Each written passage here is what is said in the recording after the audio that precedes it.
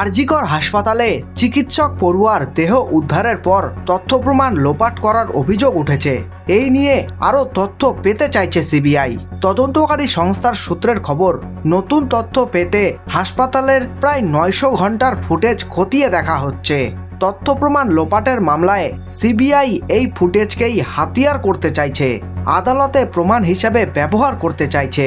RG Kar medical কলেজে ধর্ষণ এবং খুনের মামলায় সোমবার শিয়ালদহ আদালতে হাজির করানো হয়েছিল প্রাক্তন অধ্যক্ষ সন্দীপ ঘোষ এবং টালা থানার প্রাক্তন ওসি অভিজিৎ মণ্ডলকে। তথ্য প্রমাণ লোপাটের অভিযোগে তাদের গ্রেফতার করেছিল সিবিআই।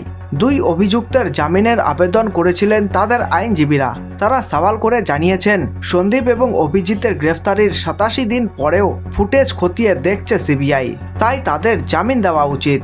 যদিও সেই আবেদন খারিজ করেছে আদালত। 13 ডিসেম্বর পর্যন্ত দুজনকে জেল হেফাজতে পাঠিয়েছে। সিবিআই সোমবার আদালতে জানিয়েছে, আরজিকর কাণ্ডের প্রায় 900 ঘন্টার ফুটেজ তারা খতিয়ে দেখছে। তবে কোথাকার ফুটেজ খতিয়ে দেখা হচ্ছে সেই বিষয়ে কিছু জানানো হয়নি।